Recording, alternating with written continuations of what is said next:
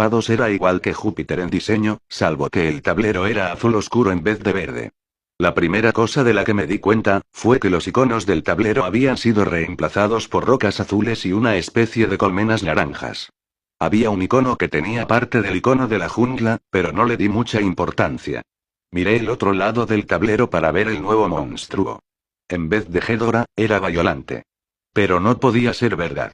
Godzilla contra Biollante no salió hasta 1989, y este juego se hizo en 1988. Tal vez Toho puso a Biollante en el juego para generar expectativa por la película del año siguiente, pero al final se arrepintieron. Intenté racionalizar las anomalías del juego de alguna manera, pero era inútil. El tema musical del mapa de Pados era el primer tema nuevo que escuché en el juego. Como la mayoría de los temas nuevos, es difícil de describir, lo intentaré. Empezó lento y lleno de suspenso, mucho más lento que cualquier otro tema del juego. Pero cada más o menos 12 segundos había un sonido fuerte, y el tempo cambiaba. Era como si el compositor tocara partes de 5 canciones diferentes al azar con el mismo instrumento. Moví a Godzilla a uno de los varios iconos de roca azul que habían reemplazado a los iconos de la jungla y entré en el nivel. El nivel tenía montañas azules en el fondo con un planeta de color rojo sangre en el cielo. Pero las montañas tenían algo raro, parecía como si fueran de papel picado.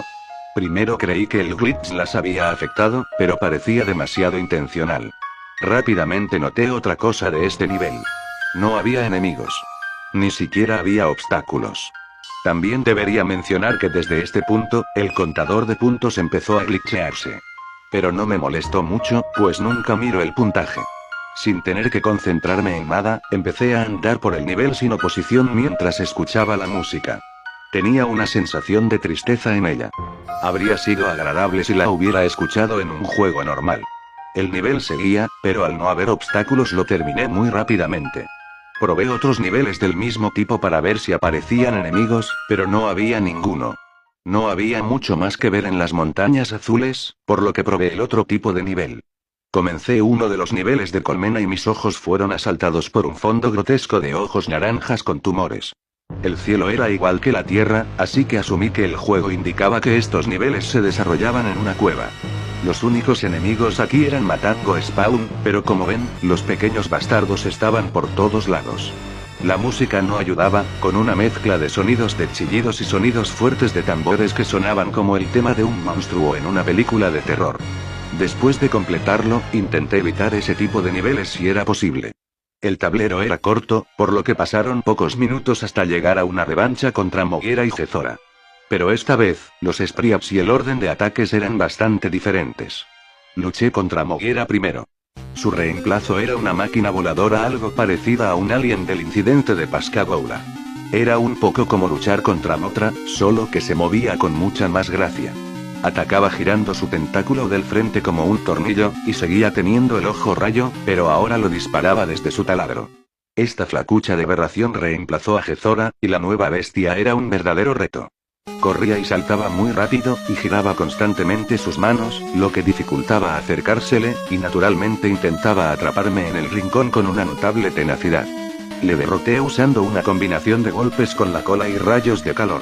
Los derroté. Iba a luchar contra Titanosaurus, pero cuando empecé la pelea no estaba Titanosaurus, y el juego simplemente volvió al mapa con la pieza de Titanosaurus desaparecida.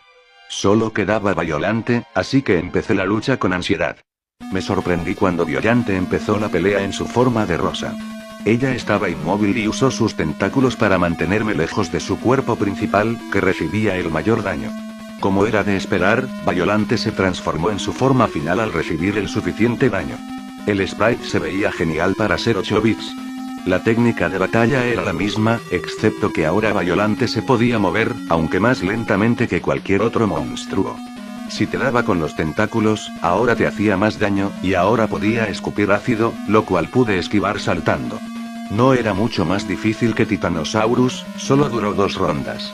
Pero cuando maté a Biollante, la música paró y apareció un nuevo icono reemplazando a la base. El icono no estaba ahí antes de derrotar a Biollante. Se parecía a una máscara tribal roja, y me dieron escalofríos cuando la vi. Pero como reemplazaba a la base, asumí que era la única manera de salir de Pados. Moví a Godzilla al icono y empecé el nivel. Era un lugar infernal sin cielo, y con fuego en el fondo. El fuego era la cosa más avanzada que he visto en la NES.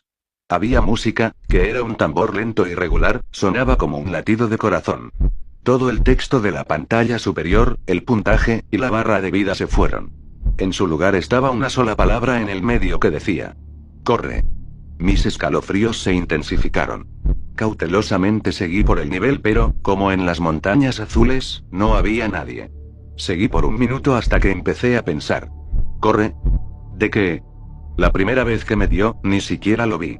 Escuché un ruido fuera de mi habitación y miré hacia el otro lado para ver si se había caído algo, y cuando volví a mirar la pantalla, Godzilla se estaba muriendo.